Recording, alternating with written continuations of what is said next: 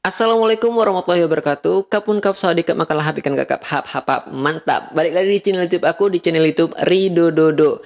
Dan di video kali ini aku bakal membuat video tentang edukasi dan juga sebuah informasi yang nantinya bisa menjadikan video ini bermanfaat juga buat teman-teman yang nonton dan juga bisa bermanfaat juga ke orang lain. Makanya itu jangan lupa untuk klik tombol like, comment, dan subscribe channel YouTube aku dan juga share video ini. Kenapa? Karena supaya bisa berbagi bermanfaat juga dan ilmu juga kepada teman-teman yang belum tahu. Dan juga aku ucapkan terima kasih buat Bu Anissa yang telah memberikan pembelajaran materi seperti ini, membuat presentasi sebuah video yang nantinya bisa menjadikan video ini bermanfaat untuk orang lain juga. Dan ini adalah media yang sangat bagus ya, karena melatih juga mental kita sebagai mahasiswa. Karena kan selama pandemi ini kan kurang lebih ya, saya masuk ke perkuliahan di Pancabudi ya, di Universitas Pancabudi ini saya belum pernah sekalipun tatap muka gitu. Jadi melatih untuk presentasi itu ya media seperti ini gitu, membuat video seperti ini. Juga aku mengucapkan mau nyapa juga nih buat teman-teman dari sahabat Unpap. Halo sahabat Unpap yang baru bergabung ya. Jangan lupa untuk share-share juga video ini ke teman-teman yang lain. Oke, baik. Langsung aja sebelum kita menuju ke penjelasan tentang videonya, aku mau sedikit cerita nih pengalaman aku selama aku tinggal di Medan. Jadi kan aku tinggal di Medan ini sudah sejak aku SMA ya. Jadi aku udah tahu juga sedikit enggaknya tentang kota Medan gitu kan. Selama aku tinggal di kota Medan, potret kemiskinan di kota Medan itu masih banyak ya terdapat di sudut-sudut perkotaan, khususnya orang-orang pinggiran, apalagi yang tinggal di sekitar sungai itu ya kan. Pasti itu banyak tentang apa ya, tentang sebuah kemiskinan yang ada di Medan ini gitu kan. Bukan hanya di Medan aja sih sebenarnya, di Indonesia dan setiap kota di Indonesia pun ada.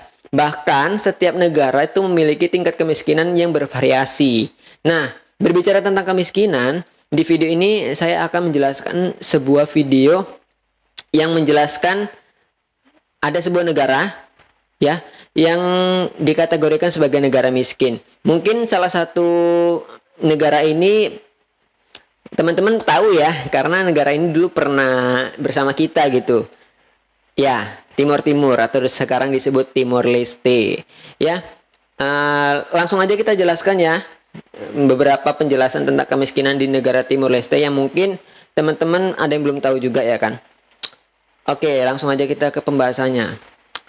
Bagaimana ekonomi Timor Leste setelah 16 tahun merdeka? Ya, sebelum kita menjawab itu, saya akan menjelaskan tentang sejarah singkat dari Timor Leste. Ya, sebuah negara kecil yang kerap terlupakan. Ya, Timor Leste ini dulunya adalah bagian dari Indonesia yang sudah melepaskan diri dan mendirikan negara sendiri. Ya, seperti kita tahu ya teman-teman ya. Oke, lanjut. Timor Leste atau secara bahasa Tetum yaitu Timor Lorraine atau secara resmi bernama Republik Demokratis Timor Leste atau bahasa Portugis yaitu Republica Democratis de Timor Leste.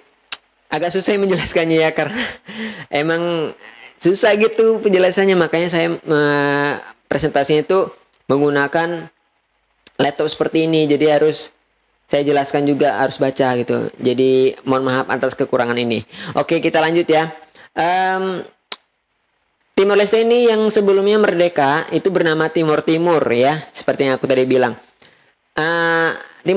Timor Leste sebuah negara pulau di Asia Tenggara. Negara ini berada di sebelah utara Australia dan bagian timur Pulau Timor. Selain itu, wilayah negara ini juga meliputi Pulau Kambing atau Atauro, Jako, dan Exlave Oecuse Ambeno di timur barat. Itu agak susah ya melafalskannya. Oke, Timor Timur dijajah oleh Portugal pada abad ke-16 dan dikenal sebagai Timor Portugis sampai tanggal 28 November 1975 ketika Front Revolusi Kemerdekaan Timor Leste atau Fretilin mengumumkan kemerdekaan wilayah tersebut. Oke.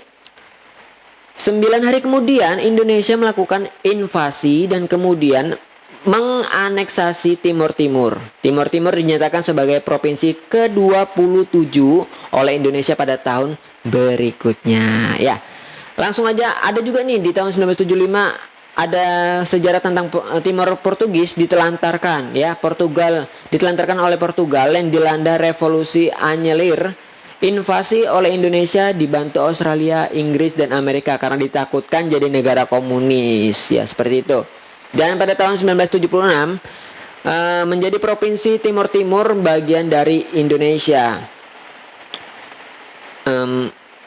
Maaf nih teman-teman, aku melihat waktu dulu ya, karena berhubung waktunya juga diberikan waktu 15 menit ya.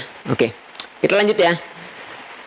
Pada tahun 1976 hingga tahun 1999 penduduk Indonesia dari di Timur Timur sekitar 100.000 jiwa hingga 250 jiwa yang tewas ya pada kejadian saat itu. Itu ada kejadian peperangan waktu itu. Ini mohon maaf nih, rada hujan ya, jadi agak dengar masuk. Oke, pada tahun 1991 terjadi insiden Santa Cruz. Ya, aku nggak mau menjelaskan secara detail ya tentang insiden itu. Oke, lanjut aja langsung ke tahun 1999. Referendum pemisahan diri Timur Timur diizinkan oleh Presiden B.J. Habibie setelah pengunduran diri Presiden Soeharto. Ya, kesepakatannya disponsori oleh PBB antara Indonesia dan Portugal diizinkan untuk sebuah referendum dalam pengawasan PBB pada bulan Agustus 1999.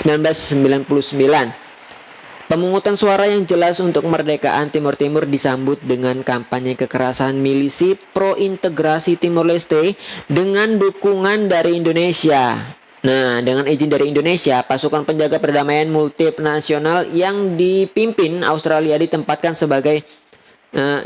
sampai situasi pulih ya pada tahun akhir 1959.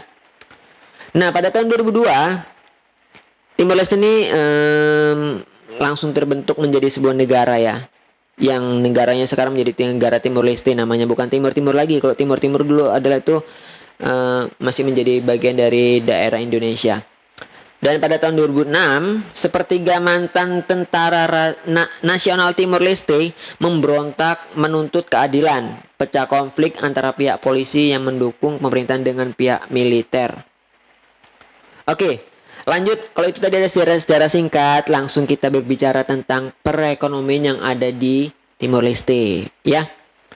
Ini aku berbicara tentang hal-hal yang poin-poinnya aja ya, supaya teman-teman juga nggak panjang lebar mendengarkan saya ngomong ya kan. Oke, langsung ini. Pertumbuhan ekonomi Timor Leste terbilang masih lambat ya dibandingkan dengan negara-negara Asia Tenggara Timur. Dengan negara-negara Asia Tenggara. Oke. Aduh, aku deg-degan ini. Oke, Timor Leste berada di peringkat ke-152 negara sebagai negara termiskin di dunia dari 193 negara. Selain amat tergantung secara politik kepada mantan penjajah Portugal, Timor Leste mengadopsi mata uang dolar Amerika Serikat, woi. Itu sebagai mata uang resmi negaranya, yang mengakibatkan daya beli rakyat jauh menurun dibandingkan ketika masih menjadi provinsi Indonesia. Pada November 2007 terdapat 11 kecamatan di mana kebutuhan makanan harus dipasok oleh bantuan internasional. Tidak ada hukum perlindungan hak cipta di Timor Leste. Sangat sulit ya tinggal di Timor Leste. Even juga mungkin aku kalau tinggal di sana, aduh pusing kepalaku, gimana ini? Gitulah pokoknya. Oke. Salah satu proyek jangka panjang yang menjanjikan yang pernah ada adalah pengembangan dan eksploitasi minyak bumi dan gas alam bersama dengan Australia di sebelah tenggara perairan Timor. Setelah revolusi anyelir, pemerintah kolonial Portugis memberikan konsensi pada Oceanic Exploration Corporation untuk pengembangan dan eksploitasi tersebut. Oke, namun hal ini gagal terlaksana ya, dikarenakan oleh operasi Seroja pada tahun 1976. Kemudian setelahnya sumber daya dibagi antara Indonesia dan Australia dengan perjanjian Celah Timur pada tahun 1989. Oke, kita lanjut. Saat ini ada 3 bank asing juga yang beroperasi di negara Timor Leste dan yang memiliki cabang di Dili, di kota Dili itu. Dili salah satu kota di Timor Leste ya. Ada Bank ANZ National Bank, terus juga ada Banco Nasional Ultra nih. Ini bacanya apa ya? Banco Banco Nasional Ultramarino yang merupakan anak perusahaan dari bank terbesar Portugal yaitu Caixa Geral de Depósitos dan Bank Mandiri. Yuk, ada Bank Mandiri di sini cuy. Oke. Aduh, makin deras banget hujannya. Oke, langsung aja kita berbicara tentang demografi yang ada di Timor Leste. Nah, pada sensus di tahun 2015 lalu, penduduk Timor Leste diperkirakan berjumlah sekitar 1.183.643 jiwa. Penduduk Timor Leste merupakan orang keturunan Austronesia atau Melayu Polinesia.